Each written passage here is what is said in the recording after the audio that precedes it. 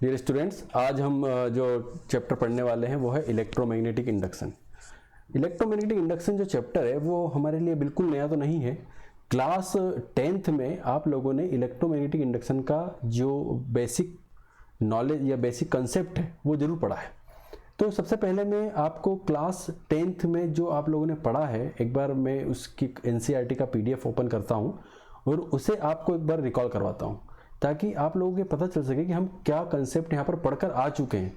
तो हम सबसे पहले उसी को रिवाइज करें, ठीक है। उसके बाद हम फिर आगे इस चैप्टर को पढ़ना स्टार्ट करेंगे। तो सबसे पहले हम स्टार्ट करते हैं हमारा चैप्टर। देखिए, तो ये अब हमारे सामने आ चुका है, क्लास 10 की पीडीएफ आ चुकी है। और क्लास 10 में हम क्या पढ़ चुके हैं पहले हम उसको डिस्कस करते हैं। तो क्लास 10 में हमने जो पढ़ा है वो बेसिक कंसेप्ट पढ़ा है इलेक्ट्रोमैग्नेटिक इंडक्शन का, ये कि what is electromagnetic induction, okay. और इसके अलावा हमने एक एक्सपेरिमेंट भी परफॉर्म यहाँ पर किया था, बहुत ही सिंपल सा फेराडे एक्सपेरिमेंट ही है एक प्रकार से कि अगर एक मैग्नेट होता है, उस मैग्नेट को किसी सोलेनॉइड के पास में अगर हम उसको मोशन करवाते हैं, ठीक है, अगर उसमें इनवर्ड और आउटवर्ड मोशन हम करवाते हैं तो यहाँ पर जो गैल्वेनोमीटर होता है, इस गैल्वेनोमीटर में डिफ्लेक्शन मिलता है। तो ये जो डिफ्लेक्शन शो कर रहा है, इसका मतलब ये हमें पता चल रहा है कि यहाँ पर ईएमएफ डेवलप हो रहा है, यहाँ पर करंट फ्लो हो रहा है। ये हम क्लास 10 में पढ़ चुके थे।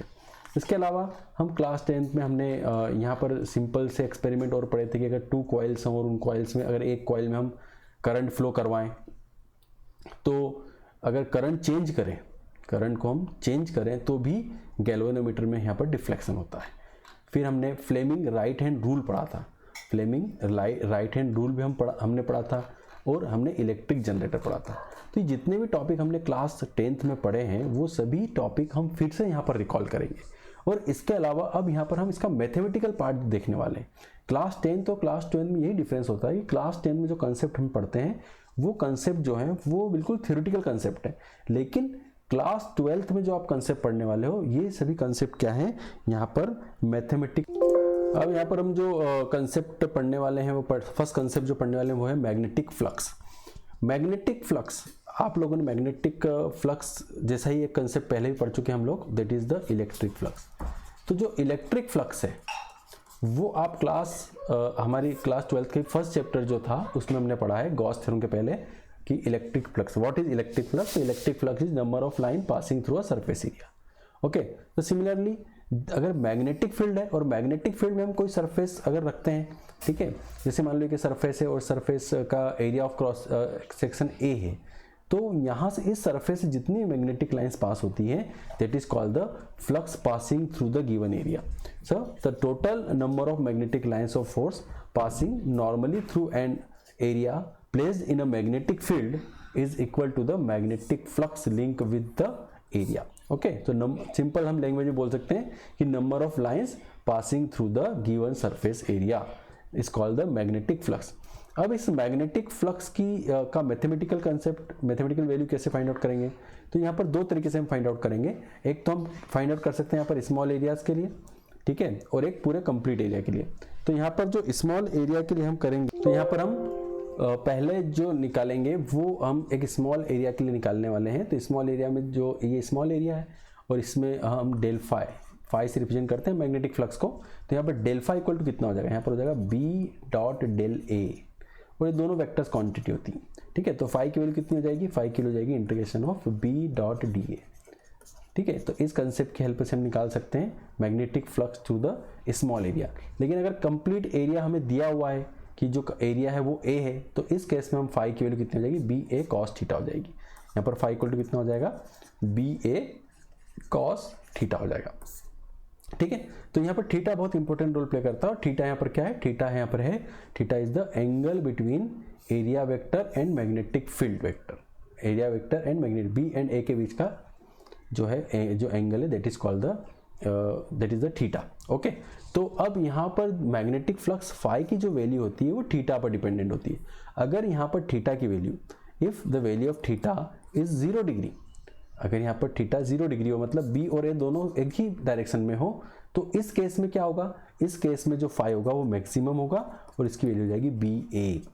और अगर यहाँ पर थीटा की वैल्यू 90 डिग्री हो, यहाँ पर थीटा की वैल्यू क्या हो, 90 डिग्री हो, तो इस केस में क्या होगा, इस केस में जो फाई होगा वो मिनिमम हो जाएगा और वैल्यू हो जाएगी इसकी 0, ओके नाउ अगर इसके बाद हम देखेंगे कि थीटा की वैल्यू ग्रेटर देन 90 हो तो क्या होगा, अगर थीटा की वैल्यू ग्रेटर देन 90 अगर हो जाए तो क्या होगा, तो इस केस में जो फाई होगा वो हो जाएगा नेगेटिव, यहाँ पर फाई क्या हो जाएगा, नेगेटिव हो जाएगा, और जो मैग्नेटिक फ्लक्स होगा वो नेगेटिव कहलाएगा। तो फ्लक्स भी दो टाइप के होते हैं, पॉजिटिव फ्लक्स और नेगेटिव फ्लक्स। ये जितने भी कंसेप्ट में भी आपको बता रहा हूँ ये सब हम एनिमेशन के थ्रू भी आप समझने वाले हैं। यहाँ पर हमने एक एनिमेशन भी यहाँ पर डिराइव कर रखा है, सो उस एनिमेशन की हेल्प से हम यहाँ पर ये सब कुछ समझेंगे। ठीक है, तो नेक्स्ट स्लाइड जो है उसमें हम इसमें एनिमेशन है उसमें हम उसको समझने वाले हैं। ओके ठीक है, देखिए तो यहाँ पर क्या होगा, पॉजिटिव फ्लक्स। पॉजिटिव फ्लक्स क्या होगा, if magnetic flux is positive कब होगा, जब थीटा की वैल्यू क्या होगी, लेस देन 90 और ग्रेटर देन 0। ओके, और जीरो फ्लक्स कब होगा, जब मैग्नेटिक फ्लक्स जीरो कब होगा, जब थीटा की वैल्यू क्या होगी यहाँ पर 90 डिग्री होगी या 270 डिग्री होगी। इस केस में यहाँ पर मैग्नेटिक फ्लक्स क्या हो जाएगा, 0 हो जाएगा। नेगेटिव फ्लक्स कब होगा, जब नेगेटिव फ्लक्स कब होगा, जब थीटा की वैल्यू ग्रेटर देन 90 होगी और लेस देन 270 होगी। ठीक है, इसके अलावा जो मैग्नेटिक फ्लक्स है वो क्या है, यहाँ पर स्केलर क्वांटिटी है। मैग्नेटिक फ्लक्स कैसी क्वांटिटी है, यहाँ पर स्केलर क्वांटिटी है। ठीक है, देन ऐसा यूनिट उसकी क्या हो जाएगी, यहाँ पर वेबर इसकी ऐसा यूनिट होगी, और या उसको हम टेस्ला मीटर स्क्वायर भी लिख सकते हैं। ठीक है, बाकी सब जो है कि 1 मैक्सवेल इक्वल टू 10⁻⁻8 वेबर होता है, ये हम पहले भी पढ़ चुके हैं। अब मैं आपको इसका जो एनिमेशन है वो शो कर रहा हूँ। ठीक है, देखिए इसका एनिमेशन, ये देखिए यहाँ पर ये मैग्नेटिक फील्ड है। इस मैग्नेटिक फील्ड में हम अब एक जो एरिया वेक्टर है उसको प्लेस किया हमने, तो direction of that area vector is always perpendicular to the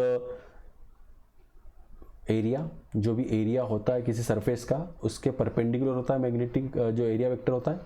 okay, अब यहाँ पर अभी जो एंगल है वो कितना है, एंगल यहाँ पर 0 डिग्री है। तो आप यहाँ पर ये ध्यान दीजिएगा कि ये जो लाइन है यहाँ पर, ये जो बार है, ये बार आपको फ्लक्स रिप्रेजेंट कर रहा है।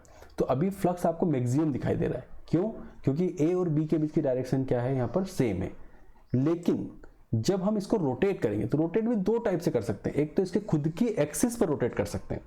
तो अगर मैं इसको अपनी खुद की एक्सिस पर रोटेट करूं, ठीक है, अपनी एक्सिस पर ही से अगर मैं रोटेट करूं तो क्या उस केस में यहाँ पर कुछ मैग्नेटिक फ्लक्स चेंजेस होंगे, तो आंसर इज नो। यहाँ पर उस केस में कोई भी मैग्नेटिक फ्लक्स चेंज नहीं होगा। लेकिन अगर मैं इसको टिल्ट करूं, ठीक है, जैसे अभी देखो इसको मैं इसके खुद की एक्सिस पर ही रोटेट कर रहा हूं, तो यहाँ पर इस बार मैग्नेट पर कोई इफेक्ट नहीं हो रहा है, यहाँ पर इस बार मैग्नेट पर कोई इफेक्ट नहीं हो रहा है। ठीक है, लेकिन अगर मैं यहाँ पर क्या करूँ, यहाँ पर इसे अपनी पोजीशन से टिल्ट कर दूँ, जैसे मैंने यहाँ पर इसको अपनी पोजीशन से टिल्ट कर दिया, तो ये बार मैग्नेट क्या होगा, चेंज होगा। ठीक है, एक थोड़ा सा मैं फिर से बता देता हूँ आपको।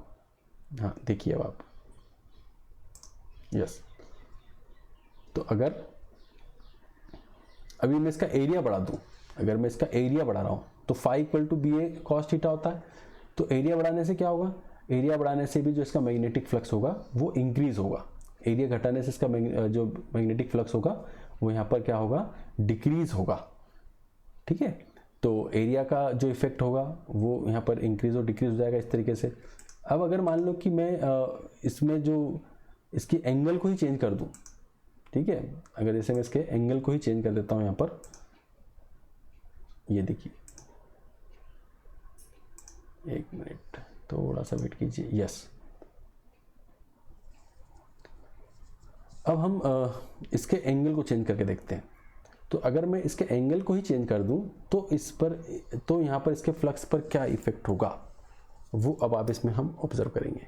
देखिए एंगल चेंज होना शुरू हुआ है, टिल्ट हो रहा है, टिल्ट हो रहा है मतलब कि एंगल जो थीटा है वो यहाँ पर चेंज हो रहा है, एंगल थीटा यहाँ पर चेंज हो रहा है, और जैसे जैसे एंगल थीटा चेंज होगा वैसे वैसे इस फाई की वैल्यू क्या हो रही है, यहाँ पर डिक्रीज हो रही है। ये देखिए अब एक पोजीशन पर ये 90 डिग्री हो जाएगा, और जब ये 90 डिग्री हो जाएगा तो उस केस में इसकी वैल्यू कितनी हो जाएगी, यहाँ पर 0 हो जाएगी।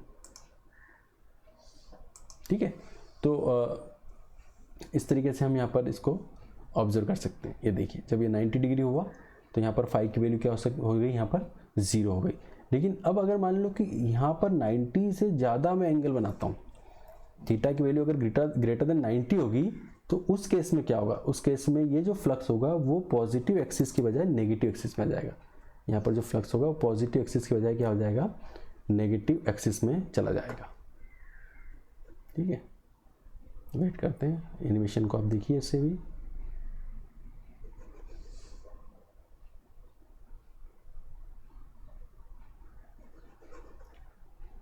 ओके,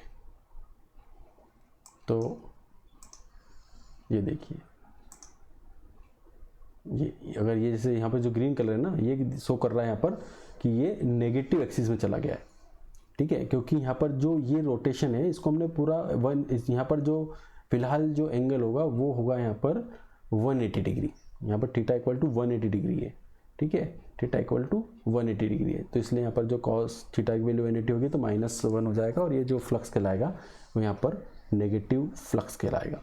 तो इस तरीके से हम मैग्नेटिक फ्लक्स को समझ सकते हैं। तो मैग्नेटिक फ्लक्स में फिर से हम एक बार देख लें, बहुत ही सिंपल सा कंसेप्ट है मैग्नेटिक फ्लक्स का।